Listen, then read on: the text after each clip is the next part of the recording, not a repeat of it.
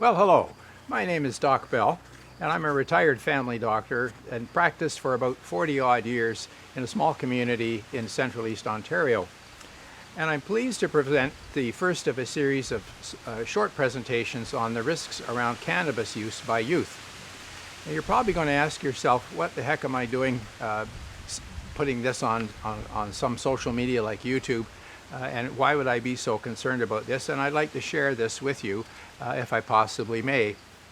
First of all, I am a graduate physician. I graduated in 1973 from the University of Western Ontario, which is now Western University in London. And I did 3 years postgraduate medical training in family medicine before starting practice. I opened up a practice in a rural area of Ontario and thoroughly enjoyed it. In the course of the practice, I was awarded a fellowship by the College of Family Practice of Canada, and the last 10 years of my career, I was a teacher in the family medicine program of the Faculty of Medicine of Queen's University in Kingston. So I have sort of an academic background and an experiential background, but what began to worry me in practice was learning more and more of my younger patients were getting involved in using cannabis. And I would think to myself, well, you know, this can't be good. Is there a problem with this? One day a young mother came into my office many years ago, very upset because she learned that her 10-year-old son was buying marijuana for her husband's girlfriend. This couple weren't together. And the young fellow was purchasing it on the school grounds of the public school in Peterborough, and that really upset me. The thing that really upset me was that here are adults that were pulling kids into a sort of a drug culture, and my response was, gee, they should know better. Now maybe I'm just was naive at the time, but another event that brought me more concern was I spent some time with the Canadian Mental Health Association Early Psychosis Intervention Program. And this was for a better part of 2 years. And as I listened to parents talk about their experience with psychosis in their teen, I realized I was hearing a similar repeat, which was the psychosis came on after the young person started using marijuana, which then got me interested in researching this topic. And I got involved with several other healthcare professionals in the Peterborough area, and we began to do presentations on this subject. And the more I learned from reading the research, I decided to write a book. And I wrote a book. I'm going to flog it for you. It's called Cannabis and Kids, a Primer on Pot for Parents and Caregivers. Now, it's a little 80-page manual. It's very concise. It's evidence-based. And it looks at the biology. It looks at our own biology as adults versus teenagers. And as I say, it was evidence-based and referenced. Unfortunately, being a small local publication, it's not widely available except through Amazon.ca. So if you're interested, please, you can download it as an ebook from Amazon.ca. However, I'm not here to flog the book. Please be aware that any proceeds from the sale of the book go to mental health charities. It's not for my own remuneration. A couple of other disclaimers. I'm not being sponsored by anybody. This is an outreach by myself with the assistance of a good friend, Alan Weatherspoon, who's doing the videography.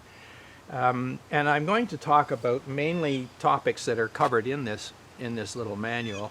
And my aim is to present a series of roughly 10-minute presentations on a given subject within the broader theme of the risks around cannabis use and adolescence.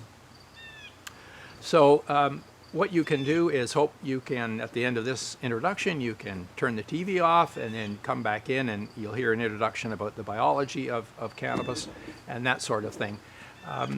I realize that some of you watching will be experienced cannabis users, and please recognize that while I've had 2 experiences with it when I was in university, I'm speaking as a health professional and using basically good, solid data to back up where my concerns come from. So let me just give you a couple of statistics before I close. In 2017, Ottawa Public Health published a finding that 18% of students from grades 7 to 12 used cannabis in the previous year. And over a quarter of these had used cannabis before grade 9. The Centre for Addiction and Mental Health, CAMH, in Toronto, did a survey in 2017. 37% of the respondents from grade 12 had used cannabis in the previous 12 months. And of this group, 10% were using daily at that time. So in other words, 3 to 4% of grade 12 students from that survey were daily cannabis users. So it is in our society, it's in our culture. But furthermore, the Canadian Cannabis Survey of 2019 found that 33% of 20 to 24-year-olds, 13% of 25 and over used cannabis in the previous 12 months. A UNICEF report in 2013 said Canadian youth aged 11, 13, and 15 in those age groups were among the highest users of cannabis in the developed world. I'll finish up with one statistic then that might keep you interested. In 2019, the Canadian Press published a finding from the National Institute of Health Information in Canada that found that over a 12-month period ending in 2018, there were 24,000, almost 24,000 hospital admissions across Canada by teenagers because of mental health problems associated with or linked to substance abuse.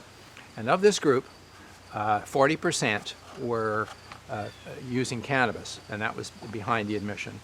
Interestingly, 26% had to do with alcohol abuse.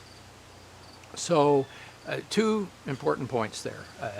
Roughly 9,000+ kids went into hospital because of mental health problems associated with cannabis use in Canada in a 12-month period. And secondly, the frequency of admission for cannabis use was greater than with alcohol use. And this is a common statement by many young people that, well, cannabis, weed is safer than alcohol. And the evidence would suggest otherwise. And if you'll notice, in Canada at any rate, Mothers Against Drunk Driving advertising programs frequently urge people who are high to not drive because it's very clear that there is a risk of very serious harm with accidents if you're high.